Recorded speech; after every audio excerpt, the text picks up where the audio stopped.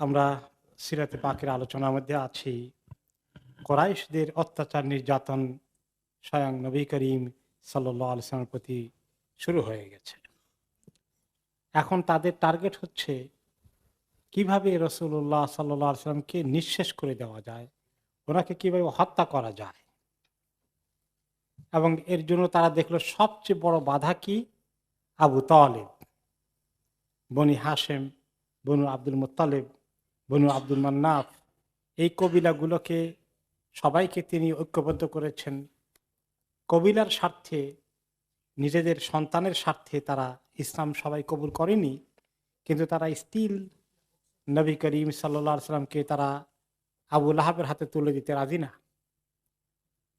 এটা নিয়ে তাদের অনেক পেরেশানি যাচ্ছে। ওনার সঙ্গে তারা কয়েক দফায় মিটিং করেছে। আরেকবার তারা আসলো আবু তালেবের কাছে, এসে খুব করে কায়দা করে রিকোয়েস্ট করলো যে আবু তালেব, ইন্নালাকা সিন্নান ওয়া শারাফান ওয়া মানজিলাতান ফিনা।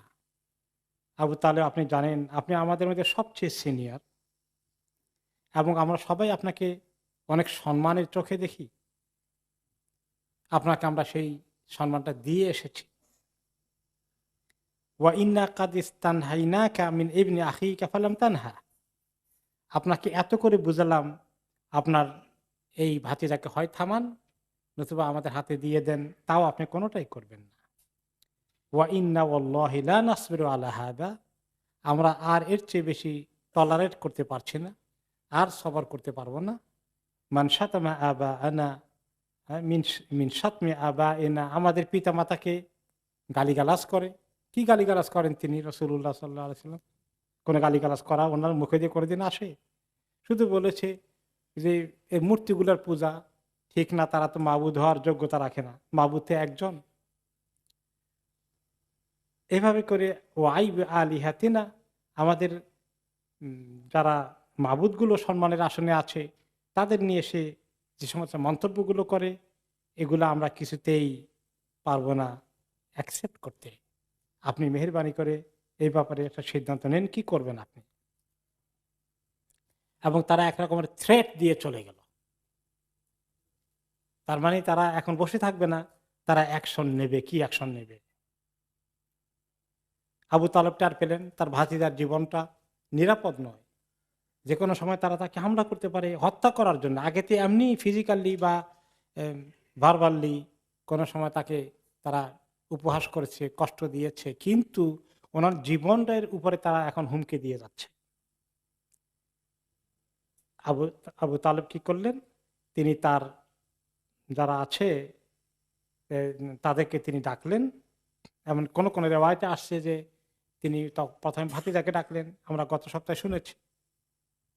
সেখানে আরেকটি রেওয়ায়ত আপনারা শুনেছেন, ইয়াম আল্লাহি লা ওয়াদাউ শামসা ফি ইয়ামিনি ওয়াল কামারা ফি ইয়াসারি আলা আন আতরুকা হাযাল আমর হাত্তা ইযহিরাহুল্লাহু আও উহলাকা ফীহি মা তারাকতু।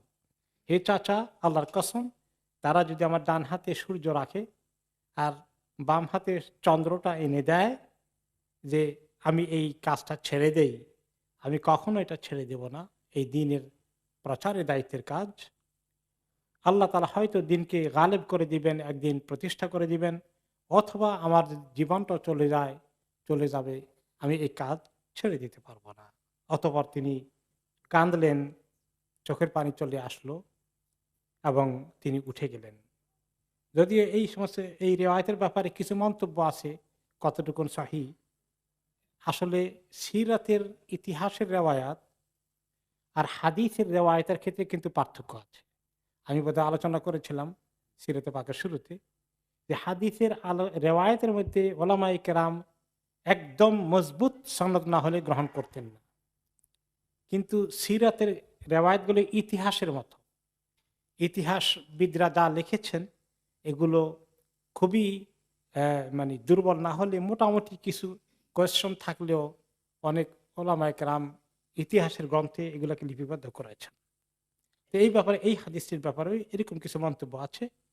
যাই হোক, এরপর আবু তালেব বললেন, ইয়া ইবনে আখি ফাকুল মা আহবাবতা ফাওয়াল্লাহি লা উসলিমুকা লি শাইইন আবাদান। ভাতিজা, তুমি যা কিছু করতে চাও করে যাও, তোমার কাজ চালিয়ে যাও, আমি তোমাকে কখনো তাদের হাতে ছেড়ে দেব না। এখন তারা চিন্তা করলো, না এই ধমক দিয়ে এসো, থ্রেট দিয়েও কাজ হচ্ছে না। আবু তালেব তো তাকে ছেড়ে দিচ্ছে না, তাকে প্রতিরক্ষা করছে এবং তার কাজ চালিয়ে যাওয়ার জন্য তাকে পারমিশন দিয়ে দিয়েছে। এখন তার আরেকটা বুদ্ধি করলো, সেটা কি?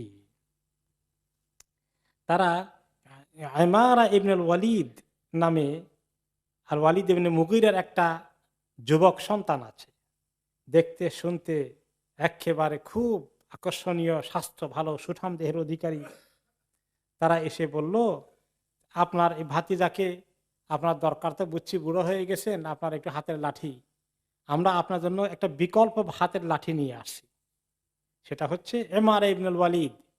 তাকে আমরা আপনাকে দিয়ে দিচ্ছি, তার বাবাকে কনভিন্স করেছি, সে তার এই পিতৃত্বের দাবি ত্যাগ করে আপনার হাতে তুলে দিবে, আর তার বিনিময়ে মোহাম্মদকে আপনি আমাদের হাতে ছেড়ে দেন। কি সুন্দর প্রস্তাব! কাতালাহুমুল্লাহ আন্না ইউফাকুন। তারপর তারা বলল যে দেখেন, এতে এমন ভালো একটা যুবককে আপনাকে দিলাম, আর একে দিয়ে দেন আপনি, এই আপনার জন্য ফিতনার কারণ হয়ে গেছে। মোহাম্মদ আমাদের পিতামাতা, আমাদের মূর্তিগুলো, মাবুদগুলোর ব্যাপারে অন্যায় কথাবার্তা বলে সমাজের মধ্যে ফিতনা ফাসাদ সৃষ্টি করে দিয়েছে, পরিবারের মধ্যে দুই গ্রুপ হয়ে গেছে, সমাজের মধ্যে দুই গ্রুপ হয়ে গেছে। এগুলো থেকে আপনিও নিরাপত্তা থাকলেন, সমাজও নিরাপদ হলো, আমরাও নিরাপদ হলাম। হুয়ারা দুলুন বিরাজুল, আপনার হারানোর কিছু নেই, একটা হারাই তো আরেকটা পাচ্ছেন তার বদলায়, আপনার শূন্যস্থান পূরণ হয়ে যাচ্ছে। আবু তালেবকে উত্তর দিলেন, ওয়াল্লাহি লা বি'সামা তাসুমুনানি, আল্লাহর কসম, তোমরা আমার সঙ্গে এমন একটি খারাপ নেগোসিয়েশনের দর কষাকষিতে এসেছ। এটা কোনো দর কষাকষির বিষয় হলো? আতুনি ইবনাকুম আখযুহু লাকুম ওয়া আতিকুম ইবনি তাকতুলুনাহু। বাহ, কি সুন্দর প্রস্তাব! তোমাদের কাছ থেকে একটা ছেলে নিয়ে আসো, তারে আমি খাওয়াই, পালবো, পুষবো আমার ঘরে, আর আমার সন্তান, মানে নিজের ভাতিজাকে সন্তানের তো বেশি আদর করেন, তাকে দিয়ে দেবো, আর তোমরা তাকে জবাই করে দিবা। এইটা বুঝি খুব সুন্দর একটা ফর্মুলা হলো। মুতাইম ইবনে আদি বলল, আল্লাহ ইয়া আবা তালিব লাকাদ আনসাফাকা কওমুক। মুতাইম ইবনে আদি, সে খুব মানে শুভাকাঙ্ক্ষীর মতো আবু তালেবকে বলছেন, আবু তালেব, আল্লাহর কসম, আপনার এই কওম যে লোকগুলো আসে, এরা আপনার প্রতি কোনো ধরনের অবিচার করেনি, তারা সুন্দর একটা বিচারের একটা ফর্মুলা নিয়ে এসেছে। ওয়াজাহাদু আলা তাখাল্লুসি মিম্মা তাকরাহ, তুমি তাকে হারাইলে তোমার একটু ক্ষতি হয়ে যাবে, লসটা পূরণ করার জন্য তারা একটা সন্তানকে স্যাক্রিফাইস করতেছে তোমার জন্য। ফামা রাকা তুরিদান তাকবালা মিনহুম শাইআন, তারপরে তো দেখি আপনি কোনো কিছু কবুল করতে রাজি না। ফাকাল আল্লাহি মা আনসাফতুহুনি, আল্লাহর কসম, তোমরা আমার প্রতি কোনো ইনসাফ করনি, বড় অবিচারের কথা নিয়ে এসেছো। ওয়ালা কিন্নাকা কাদ আজমাতা খুদলানি ওয়া মুদাহারাতাল কওমি আলাইয়া, এই নওফল, তুমি আমাকে আরো মানে অপমান করার জন্যই তুমি এই কথা বলছো এখন, না এই ফর্মুলা নিয়ে এসেছ।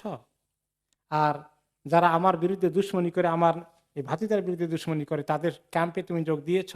ফাসনা মা বাদালাক, যাও তোমাদের মনে যা চাই করো, আমি আমার কথায় অবিচল থাকব। এখন তারা চিন্তা করলো এই ফর্মুলায় কাজ হবে না, এখন কি করতে হবে, ওনাকে কি যে কোনো তরিকার সুযোগ মতো হত্যা করতে হবে। এটা হচ্ছে তাদের এখন প্ল্যান। আর এর ফাঁকে দিয়ে আল্লাহ তাআলা কবুল করে দিয়েছেন দুইজন, হামজা ইবনে আব্দুল মুত্তালিব আর ওমর ইবনে খাত্তাব ইসলামের দিকে আসতেছেন। সেই কাহিনীর দিকে আমরা শুনছিলাম নি গত সপ্তাহে, যে না, সেটা ইনশাআল্লাহ আসতেছে।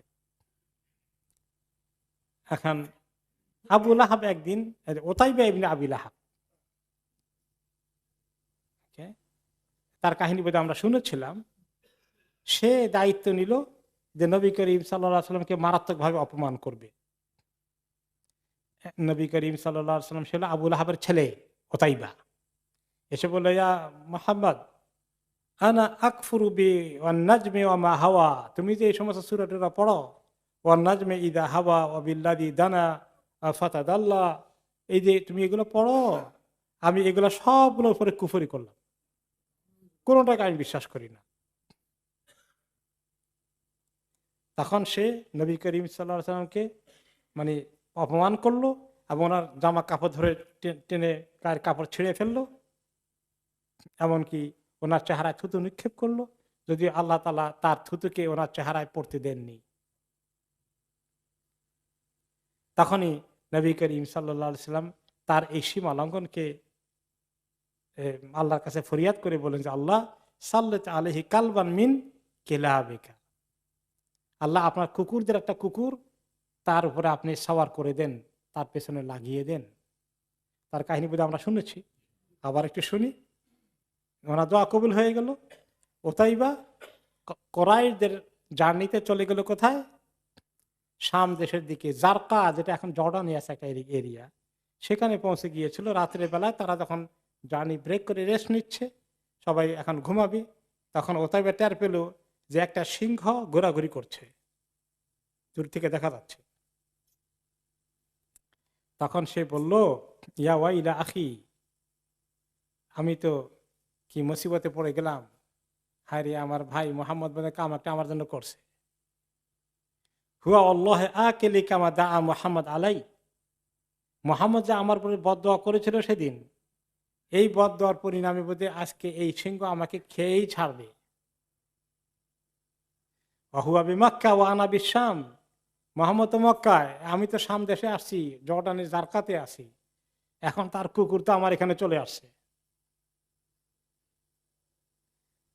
এরপরে তো সে বলে দিল সবাই মিলে যে আমাকে বোধহয় মোহাম্মদের এই বদদোয়া আজকে আমার জন্য বিপদের কারণ হতে পারে, তোমরা চতুর্দিক থেকে আমাকে ঘেরাও করে রাখো, লাঠি ছোটা হাতে নিয়ে, যাতে সেটা ঢুকতে না পারে। আর তারা লাঠি ছোটা নিয়ে পাহারা দিচ্ছে, আর ঠিক তাদের পাহাড়ের মাঝখানে কোনখান দিয়ে তাদের চোখ, সবার চোখকে আল্লাহ ঝিমিয়ে দিলেন। চট করে এই সিংহটা এসে এক কামড় দিয়ে তাকে ধরে নিয়ে গেল। প্রথমে তার মাথাটাকেই খেয়ে ফেলেছে। আসলে এইভাবে অনেক ঘটনা, কিন্তু তাদের থামাথামি নাই। এরপরে শেষ পর্যন্ত আবু জাহাল একদিন কোরাইশদের মধ্যে বসে আছে, সে আবার কোরাইশদের ওখানে বলল যে তোমরা সবাই এখন দেখা যায় মেনে নিচ্ছ, মানে আবু জাহাল আর আবু লাহাবের তাদের আর ঘুম নাই, তারা এই চিন্তায় তাদের মানে দিন আর শেষ হয় না। সে একদিন আবু জাহাল এসে বলল সবাইকে লক্ষ্য করে যে আমাদের ধর্ম কর্ম, পিতা মাতা, মাবুদগুলোকে গালিগালাজ করতে থাকবে, আর আমরা শুধুমাত্র মাঝে মধ্যে আবু তালেবের সঙ্গে গিয়ে দেখা করে আমরা ফেরত চলে আসব, এই কাহিনী আর চলতে পারে না।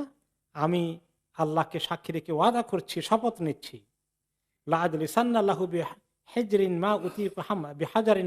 হামলা, আমি বড় পাথরটা নিয়ে আজকে রেখে দেব, যত যত হেভি ওজনের ক্যারি করতে পারি।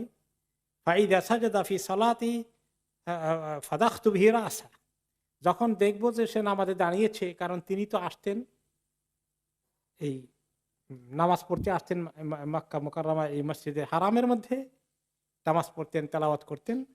আমি যখনই তাকে দেখবো যে নামাজে দাঁড়িয়েছে, আমি বা সেজদায় গিয়েছে, আমি তার মাথার মধ্যে এটা এমন ভাবে আঘাত করব যেন তার মাথা চূর্ণ বিচূর্ণ হয়ে যায়। ওকে, আসলিমুনি ইনদা যালিকা আও ইমনাউনি, আমি তাকে মেরে ফেলি, এখন তোমরা সিদ্ধান্ত নিবা। আমাকে তো বনি হাশেমের লোকেরা, বনি আব্দুল মুত্তালিব, বনি আব্দুল মান্নাফ যখন আমাকে এটার প্রতিশোধ নিতে মারতে আসবে, আমার বিরুদ্ধে তারা প্রতিশোধ নেবে, তখন আপ টু ইউ, তোমরা চাইলে আমার পক্ষ থেকে প্রতিরোধ করো আমাকে বাঁচানোর জন্য, আর যদি নাও করো তাদের হাতে ছেড়ে দাও, আমি মরে যাই, এরপর আমি ছাড়বো না।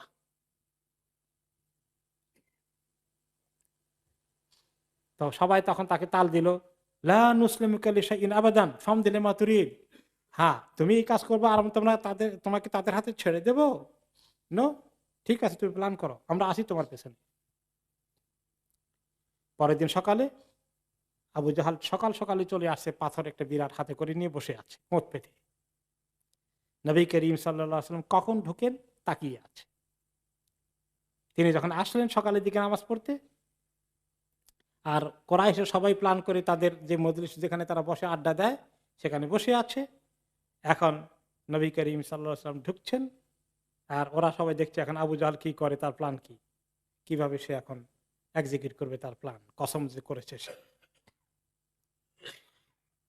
তিনি যখন সেজদায় গেলেন, এই জালিমটি তখন পাথর হাতে এগিয়ে আসলো, ওনার দিকে সোজা চলে আসলো পাথর হাতে করে। যেই কাছে এসেছে থ্রো করবে পাথরকে, তারা ওর দিকে তাকাচ্ছে আর রাসূলুল্লাহ সাল্লাল্লাহু আলাইহি ওয়াসাল্লামের দিকে তাকাচ্ছে। তারা দেখতে পেল যে হঠাৎ করে তার চেহারার মধ্যে কি একটা বিবর্তন এসে গেছে, কেমন হয়ে গেছে, আগের মতো সে আর নাই এখন, মানে তার ওই স্পিরিট নাই। তার মানে শরীর খারাপ হয়ে গেল না কোনটা ঘটে গেল? এখন সে, তার চেহারা রং পরিবর্তন হয়ে গেছে, ভয় পেয়ে গেছে, কাঁপতে কাঁপতে পেছনের দিকে চলে আসছে। আর আস্তে আস্তে তার হাতে আর পাথর ক্যারি করার মতো আর ওজন রাখতে পারছে না, পাথরকে সে ফেলে দিল। আর ওই কোরাইশ যারা এতক্ষণ বসে তামসা দেখেছে, তারা দৌড়ে আসলে এই বেচারা কি হার্ট ফেল করবে নাকি, এখন কি হলো? কালুমা আল্লাহ ইয়া আবাল হাকাম, কি ব্যাপার, তোমার এই অবস্থা কেন হলো, কি করলা?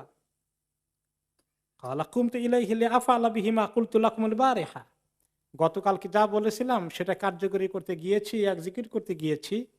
যেই আমি তার কাছে পৌঁছলাম, ফালামা দানাউ তুমিনহু ওরিদ আলী দুনাহু ফাহলুম মিনাল এবেল, তার পাশে যাওয়ার পাশেই সাথে সাথেই দেখি যে বিশাল এক উট, এত বড় উট আমি জীবনে দেখি নাই, এত বড় মাথা, হাঁ করে আমাদেরকে এগিয়ে আসছে। লাউ আল্লাহ মা রাআইতু মিসলা মা হামাতি, এইরকম সাইজের উট আমি জীবনেও দেখি নাই। ওয়ালা মিসলা কাসওয়াতি ওয়ালা আনিয়াবি, তার এত বড় মুখ, হাঁ করে, দাঁত এত বড় বড়, উটের দাঁত এত বড় হয়, মাথা এত বড় হয়, আমি দেখে তো প্রচন্ড ভাবে ভয় পেয়ে গেলাম। হাম্মা বি আনি আকুলানি, মনে হয় যেন আমাকে এখনই খেয়ে ফেলবে উটটা। এরপরে আমি আর স্বাভাবিকভাবে কিছু করতে পারলাম না। পরে হাদিসে এসেছে, নবী করিম সাল্লাল্লাহু আলাইহি ওয়াসাল্লাম এই ঘটনা বর্ণনা করতে বলেছেন। ওই যে সে উটের কথা বলেছে, জানো সেই উট কি? যালিকা জিবরিল আলাইহিস সালাম, তিনি হচ্ছেন জিবরিল আলাইহিস সালাম। ওনার চেহারাকে এইরকম করে তাকে একটা ভেসকে দিয়েছেন শুধু। লাউদানা লা আখাযাহু, সে যে আরেকটু অগ্রসর হতো তাকে তিনি ছোঁ মেরে নিয়ে যেতেন। তার কিসমত ভালো যে এটা দেখে সে ভয় পেয়ে পেছনের দিকে চলে গেছে। এরপরে তারপরেই ঘটলো, অল্প কিছুদিনের মধ্যেই তাদের এই ষড়যন্ত্র চলছে। এর মধ্যেই হামজা রাদিয়াল্লাহু আনহু ইসলাম কবুল করার তৌফিক হয়ে গেল। এরই ভিতরে তারা একদিন বসে আছে এই ষড়যন্ত্র করতে করতে, কি করা যায়, মোহাম্মদকে কি করব আমরা, এখনো পর্যন্ত কিছু করতে পারলাম না। আহ আব্দুল্লাহ ইবনে আমর ইবনে আস রাদিয়াল্লাহু আনহু তখনও মুসলিম হননি, তিনিও তাদের মধ্যে বসা আছেন। তিনি বলেন যে হাদার তুহুম ওয়াকাদ ইজতামাউ ফিল হিজর, আমরা দেখতে পেলাম একদিন তারা ওই যে মাকাম ইব্রাহিমের পাশে জমজমের ওখানে, তারা ওখানে বসে আছে এবং এই একই কথা চলছে, লাকাদ সাবারনা মিনহু আলা আমরিন আযীম, তার এই ব্যাপার কতদিন আর আমরা সহ্য করব, বরদাস্ত করব, আমাদের সমাজে সে এই অপপ্রচার চালিয়ে যাচ্ছে। ওকে, তারপর তিনি এসেছেন। এই সময় নবী করিম সাল্লাল্লাহু আলাইহি ওয়াসাল্লাম ঢুকলেন, তিনি হাজের আসওয়াদ এসে চুমু দিলেন। এরপরে তিনি তাওয়াফ করা শুরু করে দিলেন। তারা বিভিন্ন কথাবার্তা বলে ওনাকে মস্কারি করছে, উপহাস করছে, উনি কষ্ট পান, এই সমস্ত কথা বলছে। তখনই আবার এদিকে ঘুরে আসে, তাওয়াফের মধ্যে আবার ওনাকে আক্রমণাত্মক কিছু ভাষা ব্যবহার করে। সাহাবী আব্দুল্লাহ ইবনে আমর তখন মুসলিম না, তিনি বলেন, আমি নবী মুহাম্মদ সাল্লাল্লাহু আলাইহি ওয়াসাল্লামের চেহারার দিকে তাকাইলাম, আমি পেলাম যে উনি কত কষ্ট পাচ্ছেন, আমি ওনার চেহারা দেখলাম, সেটা ফুটে উঠল। এরপরে একবার, দুইবার, ৩ নম্বর তাওয়াফে যখন এরকম বললো, তখন তিনি একটু থামলেন, তাদের দিকে লক্ষ্য করে একটু কথা বললেন। কি বললেন? আতাসমাউনা ইয়া মা'শারা কুরাইশ আমা ওয়াল্লাযী নাফসি বিয়াদিহি লাকাদ জি'তুকুম বিযাবহ। কুরাইশের লোকেরা শোনো, তোমরা যে আমাকে নিয়ে এই উপহাস করছো আর আমাকে এরকম করে তোমরা কষ্ট দিচ্ছ এবং আমার এই দিনকে তোমরা কবুল করছো না, জানো কি এর পরিণতি কি হতে পারে? তোমাদের কপালে জবাই ছাড়া তো কিছু নাই, তাহলে মানে হালাক হয়ে যাবে, আল্লাহর গজবে পড়ে যাবা তোমরা। কেন তোমরা এই সীমা লঙ্ঘন করছো?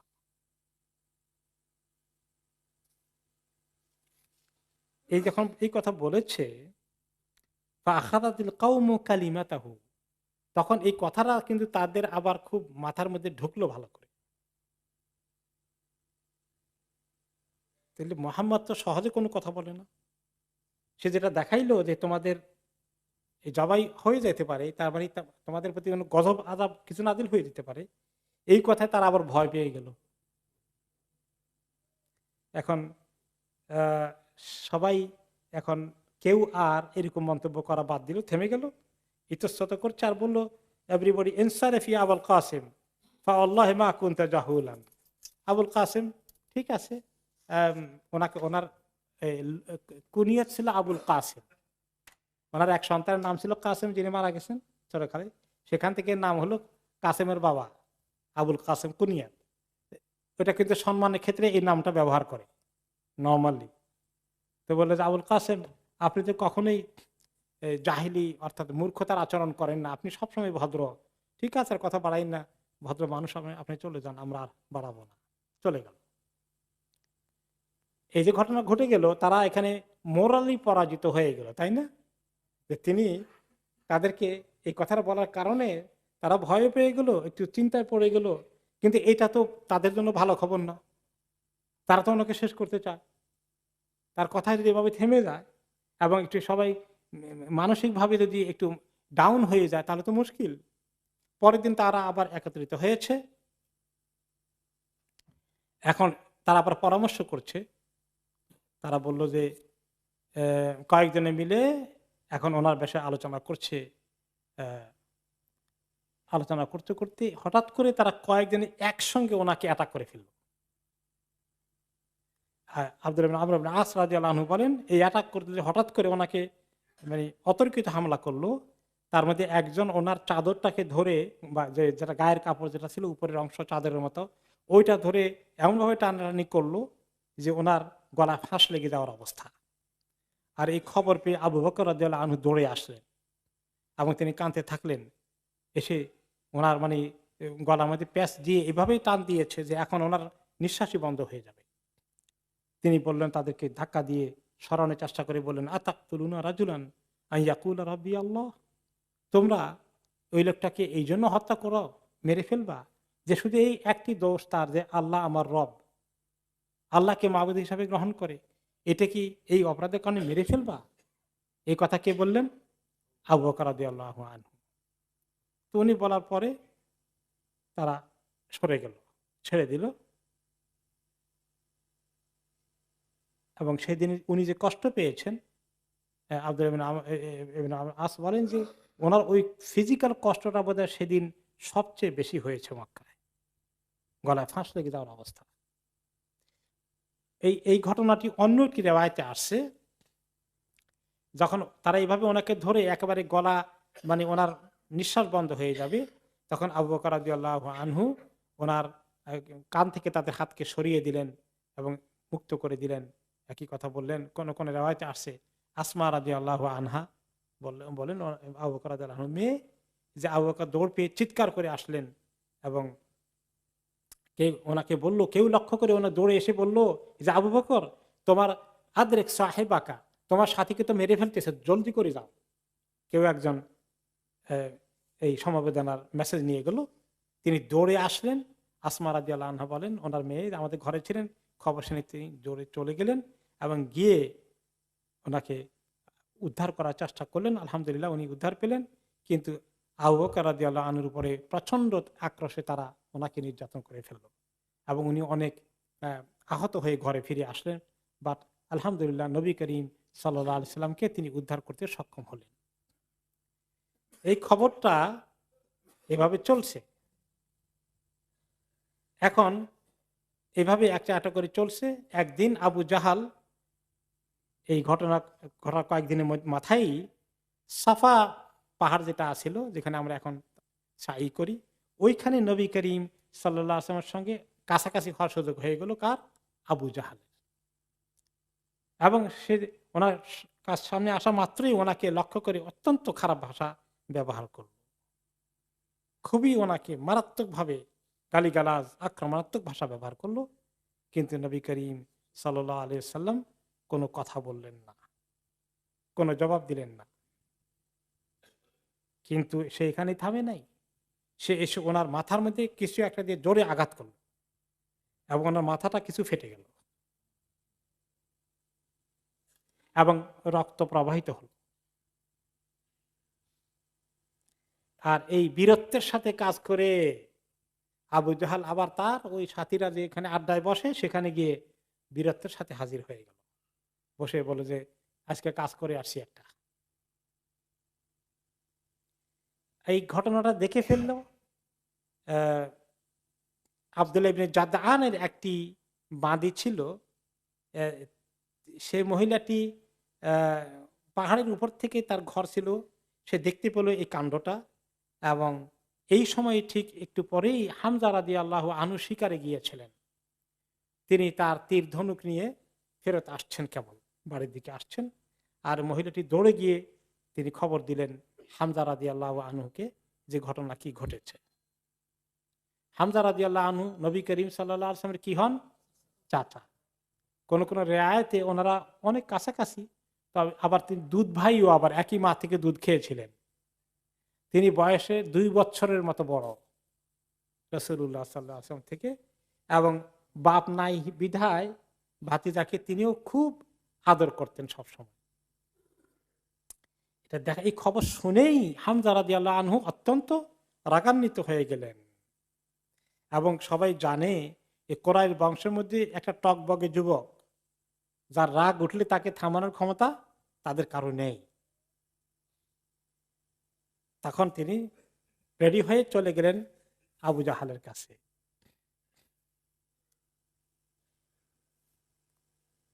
সোজা গিয়ে পেয়ে গেলেন আবু জাহালকে, গিয়ে বললেন, একটা গালি দিলেন তাকে ছোটখাটো, মানে যেটা হয়তো আমি ট্রান্সলেট করতে পারছি না।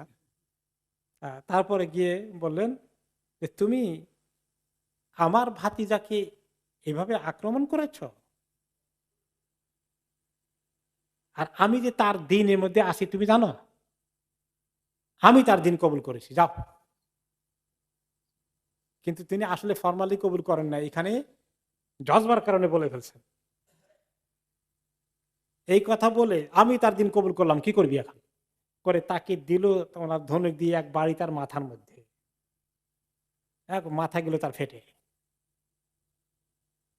এরপরে আহ এখন ওই আবু জাহালের পক্ষের লোকেরা দৌড়ে আসলো তাকে হেল্প করার জন্য, আর এদিকে হামজার পক্ষের লোকেরা বনে হাসিমা যারা ছিল, বনে আব্দুল মান্নাফ, তারাও দৌড়ে আসলো। এখন তো দুই গ্রুপের মধ্যে এখন প্রচন্ড মারামারি হয়ে যাবে। তা আবু জাহাল এদের আবার বুঝছে যে থাক, এখন মোহাম্মদের এখনো মারি শ্বাস করতে পারি না, আগেই যদি মারামারি করি যুদ্ধ হয়ে যা লাভ হলো কি, ওখান দিয়ে আবার বুদ্ধি আছে। হ্যাঁ বলে থাক থাক, দরকার নেই, যা হওয়ার হয়ে গেছে, দাউ আবা আমারা ফাইন্নি সাবাবতু ইবনে আখিহি সাববান কাবিহান। আমি তো এই ভাতিজারে একটু, তারও তো ভাতিজা হয়, আমি তো তারে একটু গালিগালাজ করছিলাম, তো তো এই জন্য এখন সে একটু মেজাজ খারাপ হয়ে গেছে, থাক, আর এখানে শেষ হয়ে গেল। এখন এই যে ইসলাম কবুল করলেন হামজা, ওখানে ডিক্লার করে দিলেন, আর তিনি ইসলাম কবুল কতটুকুন করেছেন, সিরিয়াসলি করেছেন কি না, ওকে, সেই বিষয়ে অনেক আলোচনা সামান্য কিছু আমরা করি। আহ, সেটা হচ্ছে যে হামজা রাদিয়াল্লাহু আনহু এই কথা বললেন আবু জাহালকে, একটা পিটা দিয়ে তার মাথাও কিছু ফাটিয়ে দিলেন, কিন্তু তিনি ঘরে আসলেন। এসে তিনি চিন্তা করলেন যে আমি যে বললাম ইসলাম কবুল করেছি, আমি কি আসলে ইসলাম কবুল করছি নাকি, করব নাকি। এখন ওনার কিছু ওয়াসওয়াসা পাচ্ছেন, শয়তানও আসছে ওয়াসওয়াসা দেওয়ার জন্য। আমি এতদিন আমার বাপ দাদা সবাই আবু তালেবও কবুল করে নাই, আমি খামাকা ইসলাম কবুল করব কিনা, করে এই একটা গোটা সমাজের এগেইনস্টে চলে যাব কিনা, কি করা যায়, এটা নিয়ে উনি বড় চিন্তার ভিতরে আছে। সবাই বলবে সাবে সাবা, ধর্মত্যাগী ধর্মত্যাগী, এই টাইটেল দিয়ে দিবে। তো এইগুলো তো এই সমাজ একটা উপাধি গ্রহণ করা, সমাজের মধ্যে আমার একটা মানিজ্যত আছে, বাপ দাদার তরিকা আছে, সব ছেড়ে দিতে হবে। ওনার কিন্তু এখনো ইমান মজবুত হয় নাই, উনি এখন তারাদ্দুদের মধ্যে আছেন, কি করবেন। শেষ পর্যন্ত এত মুশকিলে তিনি আছেন লাল মাউতু খায়রুন লাকা মিম্মা সানাতা, ওনার নফস ওয়াসওয়াসা দেয় এই কাম করে কেন করতে গেছে, তার সে মরে যাওয়াই ভালো ছিল, এইরকম ওয়াসওয়াসা শয়তান দিচ্ছে। এখন তিনি কি করলেন, ওনারা তো আল্লাহকে চিনতেন, আল্লাহ একজন আছেন, আছেন কিনা, আব্দুল মোত্তালিব সবাই জানে আল্লাহ একজন আছে, কিন্তু ওই মাঝখানে কিছু মাবুদ গুলো এগুলা তারা জোগাড় করে নিয়েছে। এখন বেশি বিপদে পড়লে কিন্তু ছোট মাবুদের বাদ দিয়া কার কাছে যায়, আল্লাহর কাছে যায়। হামজা আজকে একটু বড় বিপদে পড়ছেন, এখন আল্লাহর কাছে গেলে কি বললেন, আল্লাহুম্মা ইন কানা রুশদান ফাজআল তাসদিকাহু ফি কলবি ওয়া ইল্লা ফাজআল লি মিম্মা ওয়াকাতু ফিহি মাখরাজান। আল্লাহ, যে কাম আমি করি বা মোহাম্মদ যে কথা বলে এটা যদি সত্যি কাজ হয়, আমি ইসলাম কবুল করা যদি রাইট মনে করেন আপনি, তাহলে এই ইসলামের এই বিষয়টা সত্যবাদিতা আমার দিলে আল্লাহ মজবুত করে দেন। আর যদি আমি মনে করি যে ঠিক করি নাই, এটা দরকার ছিল না, এটা না করাটাই ভালো, তাহলে আল্লাহ এখান থেকে সুন্দর মতো বের হয়ে যাওয়ার একটা তরিকা আমার জন্য বের করে দেন। কারণ আমি তো এখন ডিক্লেয়ার করে দিয়েছি, আবার লোকেরা বলবে ডিক্লেয়ার করলো আবার আবার ফেরত গেল, তো এ তো দেখা যায় এর কোনো প্রিন্সিপাল ঠিক নাই। আবার নবী মোহাম্মদের কাছে কেমনি মুখ দেখাই ভাতিজাকে, চিন্তার মধ্যে দোটানায় আসে, কোনটা করবো আল্লাহ। ফাবাতা বেলাইলাতিন লাম ইয়াবিত বিমিসলিহা মিন ওয়াসাওয়াসাতিশ শাইতান হাত্তা আসবাহা। সারাটা রাত্র বেচারার গেল আজকে, এরকম খারাপ রাত্র আর হামজার জীবনে আসে নাই, দুশ্চিন্তায় ঘুমাইতে পারেন না, কোনটা করবে। সকাল হয়ে গেল, এরপরে তিনি রাসূলুল্লাহ সাল্লাল্লাহু আলাইহি ওয়াসাল্লাম চলে আসলেন, এসে কি বললেন, এখন ওনার ক্লিয়ার হচ্ছে না। ইয়া ইবনে আখি ইন্নী ওয়াকাতু ফি আমরিন লা আরিফুল মাখরাজা মিনহু। মুহাম্মদ, ভাতিজা, আমি যে বিষয়ের মধ্যে এখন পাড়া দিয়েছি, যে ইসলাম যে কবুল করছি আমি বুঝি আর না বুঝি, এখন আমি তো এখান থেকে কোনটা করব ও রাস্তা কোনো খুঁজে পাচ্ছি না, কি এটা ছেড়ে দিব না থাকবো, আমার তুমি একটা রাস্তা দেখাই দাও, আমি তো ভেরি কনফিউজড। হ্যাঁ, লা আদরি মা লা আদরি আরুশদুন হুয়া আম গানিয়্যুন শাদীদ। এটা আমি কি আসলেই সঠিক রাস্তায় আসছি, না খামাখা একটা বাপ দাদার প্রতিষ্ঠিত রাস্তা বাদ দিয়া নতুন রাস্তা একটা মধ্যে গিয়ে মুসিবতে পড়ে যাচ্ছি, উল্টাপাল্টা দিকে চলে গেলাম, আমি সিদ্ধান্ত নিতে পারছি না। ভাতিজা, নবী করিম সাল্লাল্লাহু আলাইহি সাল্লাম ওনার সঙ্গে কাছে আসলেন, এসে ওনাকে সুন্দর করে কিছু কথা বুঝালেন। এত সুন্দর করে বুঝালেন, হামজা রাদিয়াল্লাহু আনহু পরে বললেন ফাসাব্বাতাল্লাহু তাআলা আল ঈমানা ফি কলবি, যে আল্লাহ তাআলা ওনার অন্তরের মধ্যে ঈমানটাকে মজবুত করে দিলেন। তখন তিনি ওনার কথাবার্তা শুনে, নসিহতটা শুনে বললেন, আশহাদু ইন্নাকা লা সাদিক, মুহাম্মদ, আমার এখন দৃঢ় বিশ্বাস হয়ে গেছে তুমি সত্যবাদী, তুমি হক নবী। ফাআযহির দীনাকা ইয়া ইবনা আখি, ভাতিজা, তোমার দিনকে তুমি প্রচার করো, প্রসার করো, লুকিয়ে লুকিয়ে দরকার নাই, ওপেনলি শুরু করে দাও। ফাওয়াল্লাহি মা উহিব্বু আন্না লিমা আদাল্লাতুস সামা ওয়া আনা আলা দীনিল আউয়াল।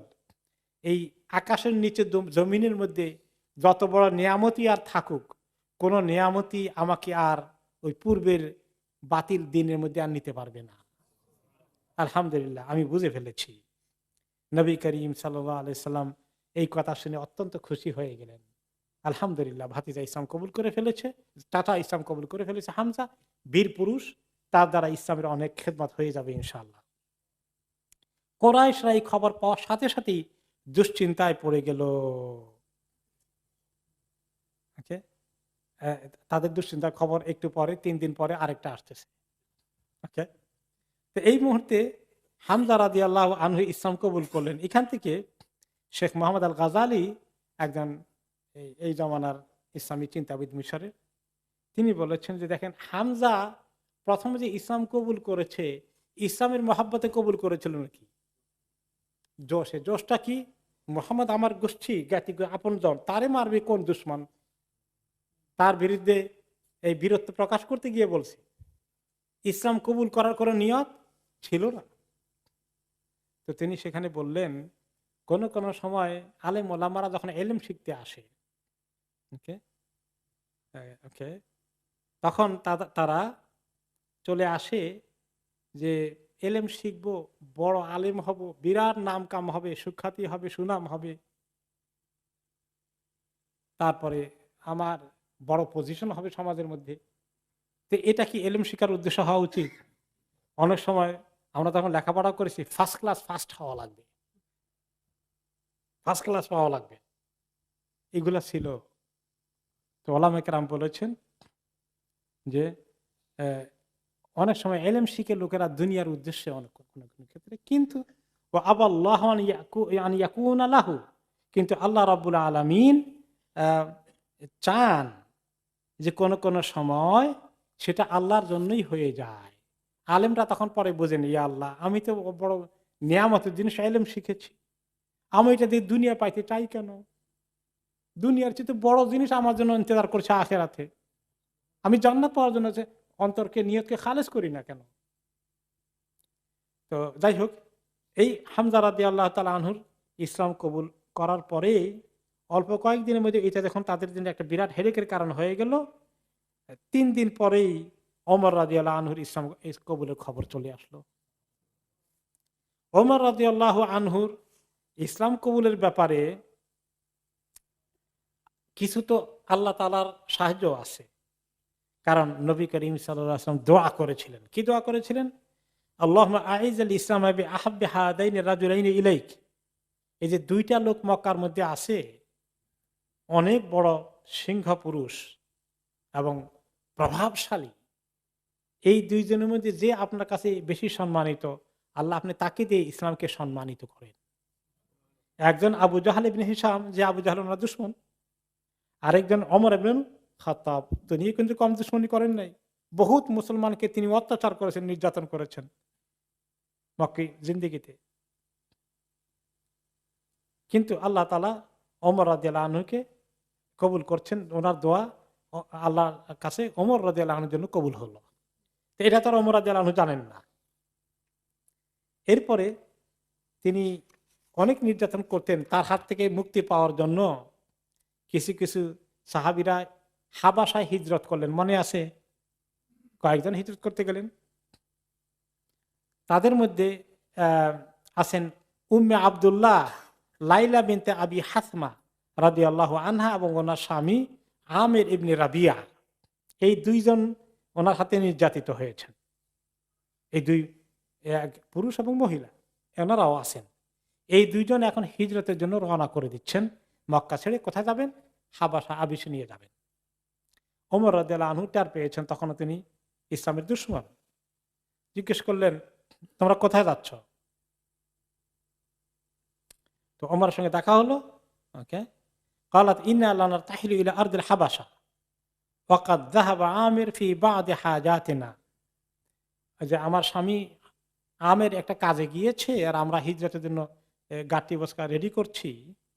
এই সময় ওমর ইবনে খাত্তাব রাদিয়াল্লাহু আনহু এসে গেলেন আমাদের ঘরের সামনে। ওকে, এবং তিনি শিরকের হালতে আছেন। তার থেকে যা কষ্ট আমরা পেয়েছি সেটা তো বলার মতো না।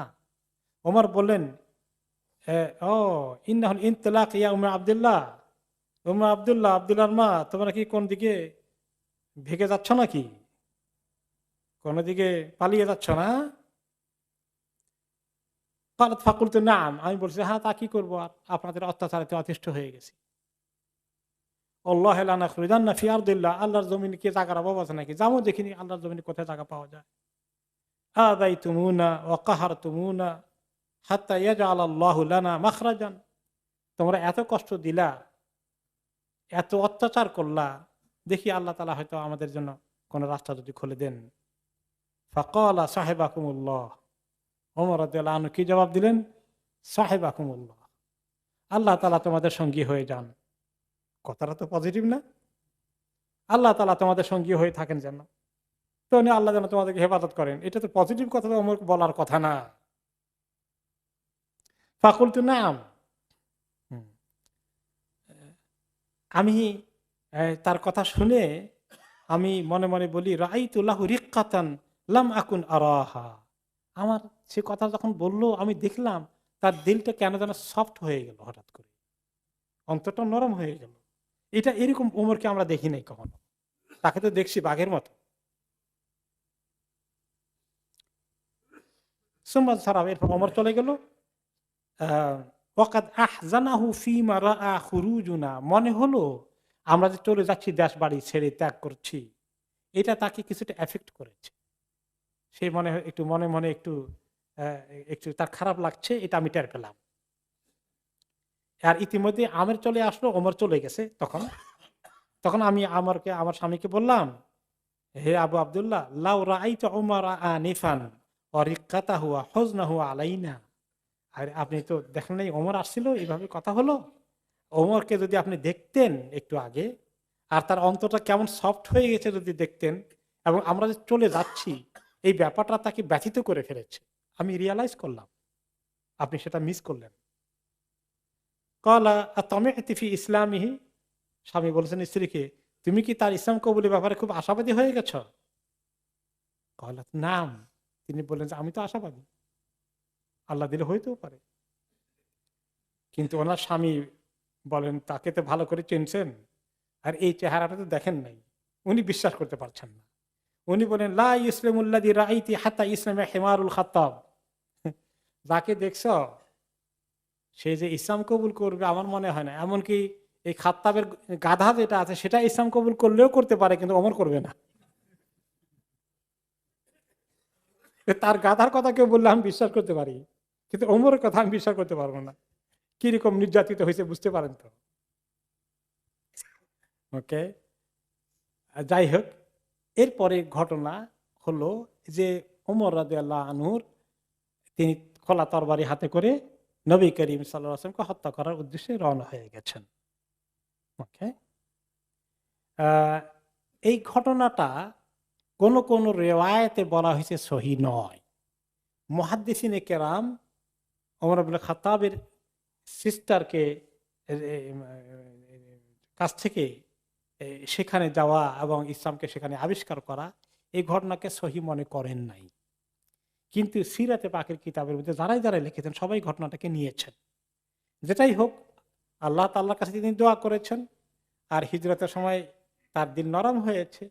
এর সঙ্গে ঘটনাটা যদি অ্যাড হয়, পুরো ঘটনা যেটা আসছে সব সিরাতে কিতাব এটা এসেছে। ইমাম ইবনে কাথির, ইমাম ইবনে ইসহাক, ইবনে হিশাম সবাই এটাকে উল্লেখ করেছেন। আহ, যে ওনার বোন নাম ছিল ফাতেমা বিনতুল খাত্তাব। উনি ইসলামকে কবুল করেছেন ওনার স্বামীর আগে সাঈদ ইবনে যায়েদ। পরে সাঈদ ইবনে যায়েদও ইসলাম কবুল করেছেন, যিনি এক পর্যায়ে জান্নাতে যাওয়ার সুসংবাদ পেয়েছেন। দুইজনে ইসলামকে লুকিয়ে রেখেছেন ওমরের ভয়ে, বিশেষ করে ওমর তো খবর পেলেই অত্যাচার করবে। আর খাব্বাব ইবনে আরত রাদিয়াল্লাহু আনহু, তিনি ওনাদেরও আগে ইসলাম কবুল করেছিলেন। রাসূলুল্লাহ সাল্লাল্লাহু আলাইহি সাল্লাম একসঙ্গে সবাইকে ক্লাস করানোর জন্য সুযোগ পেতেন না এবং রিস্ক মনে করতেন, এবং তিনি এই ঘরে খাব্বাবকে পাঠাতেন যে এই দুইজনকে তুমি কোরআন একটু শিখাই দিয়ে আসিও। টাইম টু টাইম তিনি লুকিয়ে লুকিয়ে কোরআন শিখাইতে আসতেন।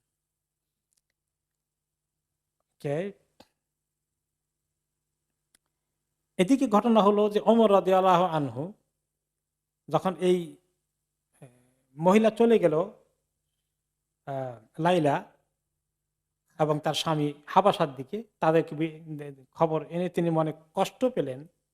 কিন্তু কষ্টটা ওনার ভিতরে বিভিন্ন রকমের ক্রিয়া করছে, অ্যাকশন রিয়াকশন দোনোটা হচ্ছে। এবং ঐতিহাসিকগণ বলেছেন যে ওমর রাদিয়াল্লাহু আনহু তো খুব কঠিন চরিত্র ছিলেন, আবার তার ভিতরে কন্ট্রাডিকশন ছিল, কোনো কোনো সময় আবার নরম হয়ে যেতেন, দুটোই ছিল। তো এখন দুই রকম জিনিস খেলছে ওনার এখন মাইন্ডের মধ্যে। তো ঘরে আসছেন তিনি, এসে চিন্তা করছেন, কাইফা তাফাররাকাত কুরাইশ, কুরাইশের আজকে এই দুরবস্থা কেন হয়ে গেল? দুই দল হয়ে গেছে, এক দল মুহাম্মাদের পক্ষে, আরেক দল মুহাম্মাদের বিপক্ষে। আর এমনকি এক দল অত্যাচার করতে গিয়ে কিছু লোককে আবার নিজের জন্মভূমি ত্যাগ করে সুদূর আবিসিনিয়া হাবাসায় চলে যেতে হলো, ইথিওপিয়ায় চলে যেতে হলো। কেন এগুলো সবকিছু হয়েছে? এইগুলো হয়েছে মুহাম্মাদের কারণে। ওই আবার শয়তানি ওয়াসওয়াসা ঢুকে ওনার ভিতরে এইরকম ভূমিকম্প চলছে, ভূমিকম্প, এদিকে একবার ওদিকে একবার। মুহাম্মাদের কারণে এটা হচ্ছে, তাহলে মুহাম্মদকে আমি হত্যা করব। এই রেওয়ায়েত সহি কিনা এই ব্যাপারে যথেষ্ট সন্দেহ আছে, যদিও সব কিতাবে আসছে বিধায় আমরা বলে যাচ্ছি। এখন সে চিন্তা করলো যে ঠিক আছে, আমি তাহলে এই কাজই করি। তরবারি হাতে নিয়ে তিনি বেরিয়ে পড়লেন ঘর থেকে। সামনে যখন আসলেন, ওই সময় নবী করিম সাল্লাল্লাহু আলাইহি সাল্লাম সাফার নিচে এই যে, দারুল আরকামে তখন প্রায় জনা 40 সাহাবীদেরকে নিয়ে বসে তালিমের কাজ করছেন, দিন শেখাচ্ছেন। সেখানে আবু বকর রাদিয়াল্লাহু আনহু, আলী ইবনে আবি তালেব, হামজা রাদিয়াল্লাহু আনহু, ওনারা সবাই এখানে ছিলেন। তো রাস্তার মধ্যে ওনার বাড়ির দিকে যখন রওনা হয়েছে, খোলা তরবারি হাতে করে দিয়ে নিয়ে আরেক সাহাবীর সঙ্গে দেখা হয়ে গেল, নাঈম ইবনে আব্দুল্লাহ। তিনি বুঝতে পেরেছেন ওমর কি জিনিস, তার মতলব কি তরবারি দেখেই বুঝছেন। তিনি কিন্তু ইসলাম কবুল করেছেন বেশ আগে, ইসলামকে লুকিয়ে রেখেছেন, প্রকাশ করেননি। বলেন, আইনা তুরিদু ইয়া ওমর, কোন দিকে ওমর রওনা হয়েছেন? উরিদু মুহাম্মাদান হাদা সাবি, এই আমাদের ধর্মত্যাগী মুহাম্মাদের উদ্দেশ্যে রওনা হয়েছি। আল্লাযী ফাররাকা আমরা কুরাইশ ওয়া সাফা আহলামাহা, কুরাইশের ব্যাপারগুলোকে সে একেবারে বড় গন্ডগোল সৃষ্টি করে দিয়েছে, সমাজের মধ্যে ফিতনা ফাসাদ সৃষ্টি করে দিয়েছে, বাপ-দাদাকে গালিগালাজ করেছে, মূর্তিগুলোকে গালিগালাজ করছে। এখন নোয়াম চিন্তা করলো তারে কিভাবে ফিরানো যায়, যেদিকে টার্গেট নিয়ে রওনা হয়েছে, এই টার্গেটে গেলেই তো নবী করিম সাল্লাল্লাহু আলাইহি ওয়াসাল্লাম কোথায় আছে খবর নিয়ে সে অ্যাকশন করে ফেলবে।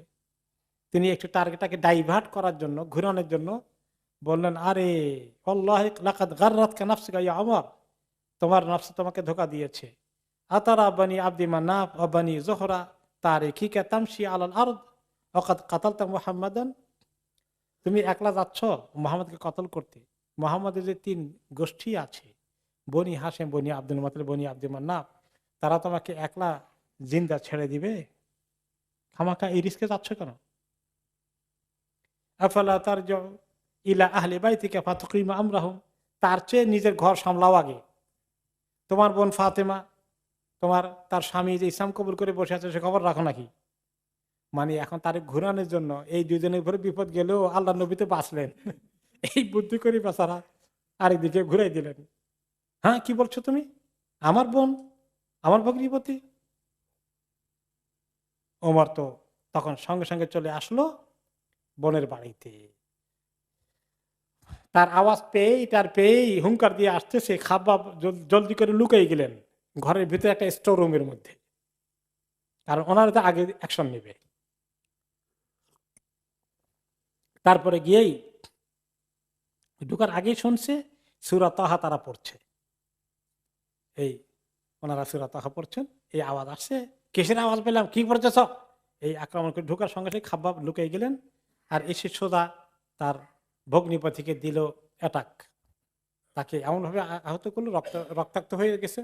তখন বোনটা এগিয়ে আসলো তাকে হেল্প করার জন্য, বোনকেও ধাক্কা দিয়ে আঘাত দিয়ে ফেললো, বোনের শরীর থেকে রক্ত পড়া শুরু হয়ে গেল। তারপরে ওমর রাদিয়াল্লাহু আনহু দেখলেন যে বোনের শরীর থেকে রক্ত, ভগ্নিপতিও। এরপরে তিনি তাদেরকে বললেন, এই কাজ তোমরা কেন করলা, কেন আমাদের ধর্ম ত্যাগ করলা, কেন ধর্মত্যাগী হয়ে গেল? এখন ওনারা দুইজনের মার যখন খাইছে আর লুকিয়ে লাভ কি? তারা বলছে যে নাম কাদ আসলাম না ওয়া আমানা বিল্লাহি ওয়া রাসূলিহি ফাসনা মা বাদালাক, আমরা ইসলাম কবুল করছি, আল্লাহ এবং তার রাসূলের প্রতি ঈমান আনছি, কি করবা করো, তোমার খুশি, আমরা পরোয়া করি না। ওমর যখন যেই রক্ত দেখলো বোনের গায়ে, তার তখন খুব খারাপ লাগলো, আমি কি করলাম। এবার সে থামলো, থেমে এখন তার মাথায় ওই যে তার 2 রকম ভূমিকম্প চলতেছে, ওইটাও চলে এটাও চলে। পরে আমি ঢুকার আগে কি আওয়াজ পাচ্ছিলাম শুরু করে পড়ছিল, জিনিসটা কি?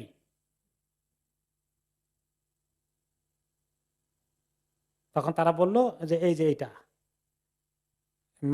মাহাদাল্লাযী জা বিহি মুহাম্মদ, এবং এই যে এই জিনিস আমরা কোরআনের সূরাগুলো কোনারা লিখে রেখেছিলেন, এগুলা দেখালেন যে 2-4টা সূরা লেখা ছিল। তখন তারা বললেন যে ইন্না নাখশাকা আলাইহা, না তোমার হাতে এটা দেব না, কারণ তুমি এটা নিলে এখন ছিঁড়ে ফেলবা, নষ্ট করে ফেলবা, জ্বালাই দিবা, আমরা তোমার হাতে দেব না।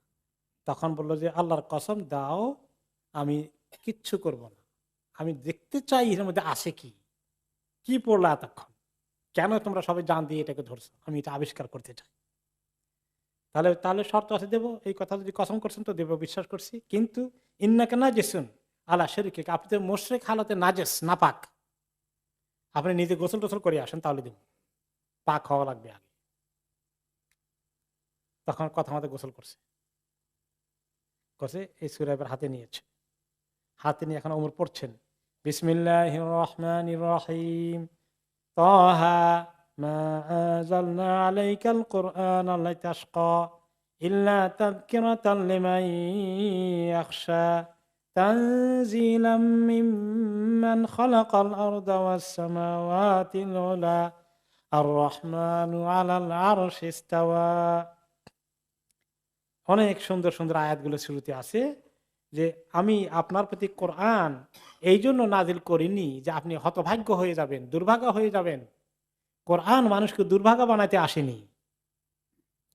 ইল্লা তাযকিরাতাল লিমান ইয়াখশা, বরঞ্চ যে আল্লাহকে ভয় করতে চায় তার জন্য সুন্দর সুন্দর নসিহতের কথা এখানে আছে। এটা নাজিল করা হয়েছে যিনি আকাশ এবং জমিনকে সৃষ্টি করেছেন, উঁচু আকাশ এবং জমিনকে যিনি সৃষ্টি করেছেন তার তরফ থেকে এই কোরআন এসেছে। আর তিনি কে? আর রহমান আলাল আরশি ইস্তাওয়া, তিনি হচ্ছেন সেই রহমান আল্লাহ যিনি আরশে সমাসীন আছেন। এই আয়াতগুলো পড়তে পড়তে পড়তে পড়তে প্রায় 14 নম্বর আয়াত পর্যন্ত পড়লেন। 14 নম্বর আয়াতে ছিল ইন্নানি আনাল্লাহু লা ইলাহা ইল্লা আনা ফাবুদনি ওয়া আকিমিস সালাতা লিযিকরি, যে আমি আল্লাহ নিজের পরিচয় দিয়েছেন 14 নম্বর আয়াতে তাহাতে, যে আমি হচ্ছি সেই আল্লাহ যিনি ছাড়া কোনো মাবুদ নেই, আমি ছাড়া কোনো মাবুদ নেই। হে মানুষ, হে মোহাম্মদ, আপনি আমার ইবাদত করেন আর নামাজ কায়েম করেন আমাকে স্মরণ করার জন্য, আমাকে ডাকার জন্য। এখানে পড়ে যখন তিনি পড়লেন এতটুকুন, ফারাক্কা কালবুহু, ওমরের অন্তরটা বিগলিত হয়ে গেল, নরম হয়ে গেল। ওয়াকাল মা আহসান হাদাল কালাম ওয়া আকরামাহু, কত সুন্দর এই কথাগুলো, কত সম্মানের কথা এগুলো। মা ইয়ামবাগি লিমান ইয়াকুল হাদাল কালাম আন ইউবাদু মাহু গায়রুহু, এই কথা যে ব্যক্তি বলে, যার কাছ থেকে কথা এসেছে, এটা তো সত্যি যে তিনি ছাড়া আর কেউ মাবুদ হওয়ার উপযুক্ত হতে পারে না। দাল্লুনি আলা মুহাম্মদ, আমাকে এখন তোমরা মোহাম্মদ কোথায় আছে বলো, তাকে দেখতে চাই আমি, পজিটিভ। এই কথা শোনার পরে খাব্বাব এখন বাইর হয়েছে স্টোর রুম থেকে, বের হয়ে আসলেন। এইবারে বেরিয়ে আসে তাকে একটা সুসংবাদ দেওয়ার জন্য বাইর হলেন। সুসংবাদটা কি? আবশিরিয়া ওমর, ওমর তোমার জন্য বড় সুসংবাদ আছে কিন্তু জানো, ফাইন্নী ওয়াল্লাহি লা আরজু আন ইয়াকুনা আল্লাহু কাদ খাসসাকা বিদাওয়াতি নবিহি সাল্লাল্লাহু আলাইহি ওয়াসাল্লাম। রিসেন্টলি আমি শুনতে পেয়েছি রাসূলুল্লাহ সাল্লাল্লাহু আলাইহি ওয়াসাল্লাম একটা দোয়া, তিনি কি দোয়া করছেন? আল্লাহুম্মা আইজ্জিল ইসলাম বি ওমর ইবনে খাত্তাব আও বি আমর ইবনে হিশাম। আল্লাহ এই দুইজনের একজন, আইদার ওমর ইবনে খাত্তাব অথবা আমর ইবনে হিশাম যেটা আবু জাহাল, এই দুইজনের একজন দ্বারা আপনি ইসলামকে সাহায্য করেন, সম্মানিত করেন, দুইজনের একজনকে নিয়ে আসেন ইসলামের দিকে। ওকে, ফা কাল্লাহু খাব্বাব, ওকে, ফাল্লাহ আল্লাহ ইয়া ওমর, ওমর আল্লাহকে তুমি ডাকো, আমার মনে হয় তুমি সেই দোয়া তুমি তোমার জন্য কবুল হয়ে গেছে। তখন তিনি বললেন খাব্বাবকে, খাব্বাব আমাকে নিয়ে চলো, আমি ওনার কাছে গিয়ে এখন ইসলাম কবুল করব। তিনি আসেন দারুল আরকামে, খাব্বাব নিয়ে আসছেন। এরপরে ওমর রাদিয়াল্লাহু আনহু তখনও তার ওই তরবারি কাঁধের মধ্যে আসলেন দারুল আরকামে, দরজা নক করলেন। নবী করিম সাল্লাল্লাহু আলাইহি ওয়াসাল্লামের সাহাবীরা তো পাহারা দিচ্ছেন কে কোনখান দিয়ে ঢুকে। ওকে, তো সাহাবীরা একজন দরজার ফাঁক দিয়ে দেখলেন যে এটা ওমর তরবার নিয়ে দাঁড়িয়ে আছে। তিনি ভয় পেয়ে দৌড়ে রাসূলুল্লাহ সাল্লাল্লাহু আলাইহি ওয়াসাল্লামের কাছে গেলেন, ইয়া আল্লাহ, ওমর আছে তরবারি নিয়ে। ফাকাল ইয়া রাসূলুল্লাহ হাযা ওমর ইবনে খাত্তাব মুতাওয়াহহিশান বিস-সাইফ, তরবারি লটকিয়ে এসেছে। ওয়াজালাল কওম, সবাই একটু ঘাবড়িয়ে গেলেন, এখন আল্লাহর নবীর জীবন কি নিরাপত্তাহীনতায় চলে যাবে? ফাকাল লাহুম হামজা মা লাকুম, হামজা তো ভিতরে আসেন, বলে কি হয়েছে কি? ক্বালু ওমর ইবনে খাত্তাব, ওমর ইবনে খাত্তাব আসছে, খবর পাইছেন? ক্বালা ইফতাহু লাহুল বাব, দরজা খোলো। হামজা রাদিয়াল্লাহু আনহু বলছেন। নবী করিম সাল্লাল্লাহু আলাইহি ওয়াসাল্লাম তখনও একটু ভিতরে, তিনি দরজা খোলো। ফাইন কানা যা ইউরিদু খাইরান বাদালনাহু লাহু, যদি ভালো কিছু তার কিসমতে থাকে চাইতে আসে তাহলে তো আমরা ভালোটা দেওয়ার জন্যই বসে আছি। ওয়া ইন কানা যা ইউরিদু শাররান কাতালনাহু বিসাইফিহি, আর যদি তার কুমতলব থাকে তার তরবারি দিয়ে তাকে শেষ করব। ডোমারি হামজা কি কম নাকি আল্লাহ দিলে? এই কথাবার্তা শুনতে পাচ্ছেন রাসূলুল্লাহ সাল্লাল্লাহু আলাইহি ওয়াসাল্লাম। তিনি বললেন, এ জানলাহু, ওকে ঢুকাও, পারমিশন দাও, খোলো দরজা। নবী করিম সাল্লাল্লাহু আলাইহি ওয়াসাল্লাম ওমর রাদিয়াল্লাহু আনহু ঢোকার সাথে সাথেই তিনিও এসে তাকে মিট করলেন এবং তার গায়ের কাপড়গুলো ধরে, উপরে যে কাপড় ছিল এটা ধরে টান দিয়ে ঝাঁকা দিলেন একটা। স্বয়ং নবী করিম সাল্লাল্লাহু আলাইহি ওয়াসাল্লাম একটা ঝাঁকুনি দিলেন, টান দিলেন নিজের কাছে আর বললেন, ফামা তামালাকা ওমর আন ওয়াকা আলা রুকবাতাহি আলাল আরদ, এমন জোরে টান দিয়েছেন ওমর রাদিয়াল্লাহু তাআলা আনহু হাঁটু গড়ে পুট করে পড়ে গেছেন উপর হয়ে। এমন জোরে একটা হ্যাঁচকা টান দিয়েছেন রাসূলুল্লাহ সাল্লাল্লাহু আলাইহি ওয়াসাল্লাম। ফাকাল লাহু ইয়া মা জা বিকা ইয়া ইবনে খাত্তাব, খাত্তাবের সন্তান ওমর খাত্তাব, কি কি মনে করে আসলেন? ফাওয়াল্লাহি মা আরা আন তানতাহি হাত্তা ইনজিলাল্লাহু বিকা কারিআতান, কি আল্লাহ তাআলা বড় কোনো মুসিবত দেওয়ার আগ পর্যন্ত থামবেন না? মতলব কি? ওমর জবাব দিচ্ছেন, ইয়া রাসূলুল্লাহ জিতু লিউমিনা বিল্লাহি ওয়া বিরাসূলিহি, আমি তো আসছি আল্লাহ এবং তার রাসূলের প্রতি ঈমান আনতে। আল্লাহর কাছ থেকে যা কিছু আসে সব আমি ঈমান কবুল করে ফেলব। আশহাদু আল্লা ইলাহা ইল্লাল্লাহ ওয়াহদাহু লা শারীকা লাহ ওয়া আশহাদু আন্না মুহাম্মাদান আবদুহু ওয়া রাসূলুহু। এই শাহাদা শুনেই নবী করিম সাল্লাল্লাহু আলাইহি ওয়াসাল্লাম তাকবীর দিয়ে ফেললেন। আজকে আপনারা কেউ শাহাদা বলে তাকবীর দেন না? হ্যাঁ, মাশাআল্লাহ, দিস ইজ সুন্নাহ। সাহাবারা সবাই তাকবীর আল্লাহু আকবার বলে ফেললেন। সবাই খুশি হয়ে গেল, নবী করিম সাল্লাল্লাহু আলাইহি ওয়াসাল্লাম খুশি হয়ে গেলেন এবং গোটা মক্কায় ওনার ইসলাম কবুলের খবর চতুর্দিকে ছড়িয়ে পড়ল। এই খবর যখন চতুর্দিকে ছড়িয়ে পড়ল, তখন তো কাফেররা অত্যন্ত চিন্তাগ্রস্ত হয়ে গেল এবং বিশেষ করে ওমর রাদিয়াল্লাহু তাআলা আনহু চাইলেন এই খবর ছড়িয়ে যাক, কারণ এতে ইসলামের আরো মানে শক্তি বাড়বে। এ বিষয়ে একটি রিওয়ায়াত এসেছে, ওমর রাদিয়াল্লাহু আনহু ইসলাম কবুল করার পরে তিনি তখনও কুরাইশ লোকেরা জানে নাই যে তিনি ইসলাম কবুল করেছেন। তখন তিনি জিজ্ঞেস করলেন, সবার আগে খবর প্রচার করার ওস্তাদকে, তারে ডাকো। কিছু কিছু লোক আছে না, খবর প্রচার করার ওস্তাদ, সবার আগে দৌড়ে। তো সবাই বলল, জামিল ইবনে মা আবার জুমাহি আনকালু, সে হলো খবর আনকালুল হাদিস, কুরাইশদের মধ্যে খবর পৌঁছানোর ওস্তাদ হলো সে, তারে ধরো, তাহলে দেখবো সব খবর হয়ে গেছে। ওকে, আমার বাবা তার বাড়ির দিকে দৌড় দিলেন এই খবর নিয়ে। আমিও পিছনে পিছনে গেলাম। ওনার ছেলে আব্দুল্লাহ বিন ওমর, যিনি তখন ছোট্ট বালক, পরে তিনি এই ঘটনা বর্ণনা করেছেন। আমি আমার বাবার পিছনে পিছনে গেলাম, আনজুর মা দায়া ফাল ওয়ানা গোলাম, আমার বাবা কি করেন, আমিও বাবার পিছনে পিছনে গেলাম, ছোট মানুষ। আকলু কুল্লামারা আইতু, আমার বাবা কি করলেন, তখন আর এতটুকুন ছোট হলেও বয়স হয়েছে, মোটামুটি সব বুঝি, মনে রাখতে পেরেছি। তো এসেই বলো, ইয়া জামিল আলিম তা আন্নিকাদ আসলাম তু, এই জামিল, তা না হলে জামিল, আমি যে ইসলাম কবুল করছি, তুমি খবর পেয়েছ? ও দাখাল তুফি দিন মোহাম্মদ, আমি মোহাম্মদের দিন কবুল করে ফেলেছি।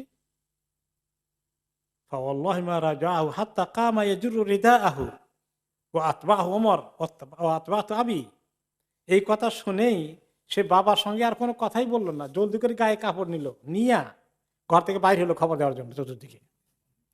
আর ওনার পিছনে ওমর রাদিয়াল্লাহু তাআলা তাকে ফলো করা শুরু করে দিলেন, আর আমিও বাবার পিছনে ছুটলাম। তা মসজিদে হারামে চলে আসলো, এসে সে জামির জোরে আওয়াজ দিল, ইয়া মাশারা কুরাইশ। তারা তখন সবাই ওই কাবার ভিতরে তাদের ক্লাব যেখানে বসে আড্ডার আসর, সেখানে আড্ডা দিচ্ছে। সে চিৎকার করে বলল, ইন্না ওমর ইবনে খাত্তাব কাদ সাবা, ওমর ইবনে খাত্তাব ধর্মত্যাগী হয়ে গেছে। ফাকালা ওমর ইবনে খালফি, ওমর মিন খালফি কাযাব, সে ওমর তার পিছনে চিৎকার দিয়ে বলে, এই মিথ্যাবাদী, আমি ধর্মত্যাগ করি নাই, ওয়ালাকিন্নী কাদ আসলামতু, আমি ইসলাম কবুল করেছি। ধর্মত্যাগী কি জিনিস? বলে তো কুধর্মের মধ্যে ছিলাম, আমি ধর্ম থেকে কেবল নিলাম, আসল ধর্ম নিয়েছি, ইসলাম কবুল করেছি। আমি সাক্ষী দিয়েছি, কালিমা শাহাদা পড়লেন তিনি। আবার এই তো সবাই তখন ওনাকে অ্যাটাক করার জন্য আসলে চতুর্দিক থেকে আহ মারাত্মক কতক্ষণ হইলো। উনিও তো কম বীর পুরুষ না, তাদের সঙ্গে ধস্তাধস্তি ধাক্কা ধাক্কি মারামারি মোটামুটি ভালোই এক দফা জমছে আর কি। এই অবস্থায় فقال بينما هم كذلك إذا أقبل شيخ من قريش عليه حلة حتى وقف عليهم فقال ما شأنكم। এই দুই পক্ষ মারামারি চলছে, ওমরকে ধাওয়া করে কয়েকজন আসছে, ওমর তাদেরকে পাল্টা ধাওয়া করছেন। এই সময় তাদের মধ্যে একজন খুব মুরব্বী গোছের একজন আসলেন কুরাইশদের মধ্যে থেকে, বললেন কি হলো এত হইচই এবং ধাক্কাধাক্কি ধস্তাধস্তি কেন, কি হচ্ছে? ক্বালু সাবা ওমর ইবনে খাত্তাব ক্বালা ফামা। তো উনি একটু বেশ মুরব্বী, বুড়ো বয়স্ক, নামটা আসে নাই, কিন্তু মোটামুটি লিডার পর্যায়ে কেউ না হলেও একজন মুরব্বী হিসাবে, বয়স্ক ব্যক্তি হিসেবে সবাই তাকে একটু সম্মান করে আর কি। তারা বললো যে সবা ওমর ইবনে খাত্তাব, ওমর ইবনে খাত্তাব ধর্ম ত্যাগ করেছে, ধর্মত্যাগী হয়ে গেছে। ক্বালা ফামা, কাল তাতে কি হয়েছে? রাজুলুন ইখতার আলী নাফসিহি আমরান ফামাযা তুরিদুন। এক সবারই তো স্বাধীনতা আছে, তার এই ধর্ম ভালো লাগে না, আরেক ধর্ম নিচ্ছে, তো এটা নিয়ে এত মারামারি করার কি আছে? তারপরে বলেন আতুরিদুনা বনি আদি ইবনে কাব ইসলিমুনা লাকুম সাহিবাহুম হাকাদা। ওমরের গোষ্ঠীকে চেনো? তাদেরকে বলা হয় বনি আদি ইবনে কাব। তোমরা যদি তাকে এখন বেশি অ্যাটাক করে আহত করে ফেলো, কিছু একটা ঘটাই ফেলো, তাহলে তার জ্ঞাতি গোষ্ঠী তোমাদেরকে এমনি ছেড়ে দিবে? তখনও আরব দেশে কবিলার গোষ্ঠীগত বংশের পক্ষ থেকে সেটা সাংঘাতিক জিনিস। তাদের একটা কথা মুখস্থ করেছিল, উনসুর আখাকা যালিমান আও মাজলুমান। তোমার ভাই জালিম হোক আর মাজলুম হোক, সবসময় ভাই পক্ষে থাকবা। এইটা ছিল জাহিলি স্লোগান। এটা এখনো আমাদের সমাজে মাঝে মধ্যে পাওয়া যায় না? আমার ভাই জালিম হোক আর মাজলুম, আমি তার পক্ষে আছি। তো নবী করিম সাল্লাল্লাহু আলাইহি সাল্লাম আরেকটি হাদিসে এখন চলে যাই, তিনিও বললেন যে এই আনসার আখাকা যালিমান মাজলুমান, এটা ইসলামের দৃষ্টিতেও ঠিক আছে। ইয়া রাসূলুল্লাহ, ইসলামের দৃষ্টিতে কেমন ঠিক থাকে? জালিম হলে তো ইসলামের দৃষ্টিতে ঠিক থাকার কথা না। তিনি বলেন হ্যাঁ, ইসলামের দৃষ্টিতে ঠিক, কিন্তু অর্থ পরিবর্তন হবে। সেটা কেমন? মাজলুম হলে তো তাকে সাহায্য করবাই, আর জালিম হলে তাকে কেমনে সাহায্য করবা? জালিম হলে জুলুমের হাত থেকে তার হাত থামিয়ে দিবা, সে যেন আর জুলুম না করতে পারে, তাকে থামিয়ে দিবা, এইটা তার সাহায্য করা হলো। বুঝে আসছে? তাহলে একটা আরব দেশের একটা কথা, জাহিলি স্লোগানটাকে তিনি ইসলামী স্লোগানে পরিবর্তন করে দিলেন। তোমার ভাই জালিম হলে সাহায্য করো, মাজলুম হলে সাহায্য করো। মাজলুম হলে তাকে তোমরা সবাই মিলে হেল্প করো, তাহলে তাকে জুলুমের শিকার না হয়। আর সে যদি কাউকে জুলুম করে, তাকে ধরে তোমরা তার হাত ধরে থামাই দাও। যাই হোক, তখনও তারা জাহিলি স্লোগানে আছে। ওই বুড়া মুরব্বী বললেন যে যদি ওমরকে এর চেয়ে বেশি কিছু এখন তোমরা করো, তাহলে কিন্তু তার দল ছুটবে, তার গোষ্ঠী আসবে, তোমাদের সবাইকে অ্যাটাক করবে, খবরদার, একটা যুদ্ধ শুরু হয়ে যাবে, এই কাজ করো না। তখন তারা ছেড়ে দেবে।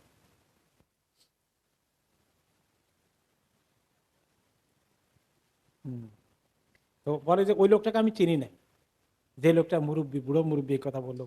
আমি তখন ছোট, আর আব্বাকে জিজ্ঞাসা করি নাই। মদিনায় গিয়া হিজরতের পরে, অনেক পরে ঘটনা, তখন একটু বড় হয়েছি, আমি আব্বাকে বললাম যে আব্বা, যেদিন আপনি ইসলাম কবুল করেছিলেন আর লোকেরা আপনার সঙ্গে খুব মারামারি ধস্তাধস্তি করলো, একটা মুরব্বী এসে যে একটা কথা বলে থামাই দিলেন, ওনার নামটা কি? আস ইবনে ওয়াইল আস-সাহমি, তার নাম হচ্ছে এই এই নামটা আস ইবনে ওয়াইল। যাই হোক,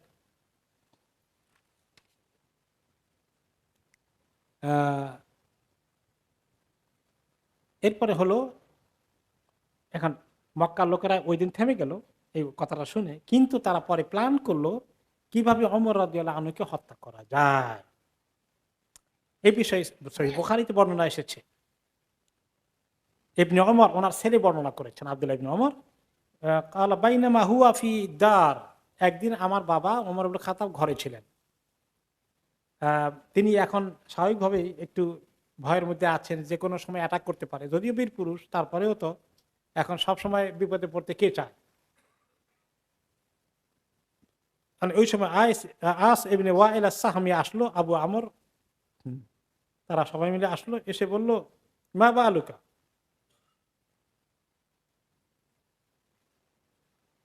কিছু লোক ওনার কাছে আসলো, তার মধ্যে আস ইবনে ওয়াইল আস-সাহমি, ওই যে লোকটা তখন মুরব্বী, তাকে ওনাখান লোকদেরকে থামিয়ে দিয়েছিলেন। তিনি আসলেন ওনার সঙ্গে দেখা করতে, বলেন মা বালুকা, তোমার কি হয়েছে? ক্বালা যাআমা কওমুকা আন্নাহুম সায়াকতুলুনানি ইন আসলামতু। ব্যাপার হলো যে মানে ঘটনা কি ঘটছিল ওইটা জানতে আসছে এখন। কি হলো ঘটনা, আমি তো থামাই দিলাম, ঘটনা কি? বলে যে আমি ইসলাম কবুল করেছি, এই জন্য এই আরবের কমরা আমাকে সবাই মেরে ফেলতে চায়, কোরাইশেরা। ক্বালা লা সাবিলা ইলাইকা, না এটা তারা করতে পারবে না। আস বের হয়ে গেলেন। কে? ক্বালু নুরিদু হাযা ইবনুল খাত্তাব আল্লাযী সাবা ক্বালা লা সাবিলা ইলাইহি। তো তিনি বলেন পারবা না তাকে মারতে, সে অনেক বীর পুরুষ, তোমরা খামাকে ফিতনা ফাসাতে যাইও না। এরপরে লোকেরা শেষ পর্যন্ত পিছপা হয়ে গেল। আলহামদুলিল্লাহ, আল্লাহ তাআলা ওনাকে হেফাজত করলেন। কিন্তু ইসলাম কবুল করার কারণে বিরাট প্রভাব পড়ে গেল, বিশাল প্রভাব হয়ে গেল। এদিকে হামজা কয়েকদিন আগে, 3 দিন আগে, 3 দিন পরে ওমর রাদিয়াল্লাহু আনহু, মুসলমানদের আনন্দ, ফুর্তি, কনফিডেন্স কয়েক গুণ বেড়ে গেল, কিন্তু কাফেরদের দুশ্চিন্তা বেড়ে গেল। এখন এই বিষয়ে আব্দুল্লাহ ইবনে মাসউদ রাদিয়াল্লাহু আনহু বলেন বুখারী হাদিসে, মা জালনা আইজ্জাতান মুনযু আসলামা ওমর ইবনে খাত্তাব, যে ওমর ইবনে খাত্তাব ইসলাম কবুল করার পর থেকেই আল্লাহ তাআলা আমাদের ইজ্জত অনেক গুণ বাড়িয়ে দিলেন। আমরা আগে লুকিয়ে লুকিয়ে নামাজ পড়তাম, তাওয়াফও করতে পারতাম না, আমরা এখন ওপেনলি তাওয়াফ করি আর নামাজ পড়া শুরু করে দিলাম। আব্দুল্লাহ ইবনে মাসউদ আরো বলেন, কানা ইসলামু ওমর ফাতহান, ওমরের ইসলাম কবুল করা আমাদের জন্য একটা বিজয় ছিল মনে হয় যেন। ওয়া হিজরাতুহু নাসরান, তিনি যখন হিজরত করলেন এটা আল্লাহর সাহায্য জন্য আরেকটি কারণ হয়ে গেল। ওয়া ইমারাতুহু রাহমাতান, তিনি যখন আমাদের আমির হলেন, আমিরুল মুমিনিন, খলাফায়ে রাশিদের দায়িত্ব পেলেন, সেটা আমাদের রহমতের কারণ ছিল। ওয়াল্লাহি মাস্তাতানা আন নুসাল্লি হাওলাল বাইত যাহিরিনা হাত্তা আসলামা ওমর, ততক্ষণ ওমর ইসলাম কবুল না করেছিলেন ততক্ষণ পর্যন্ত আমরা ওপেনলি কাবা ঘরে নামাজ পড়তে পারতাম না।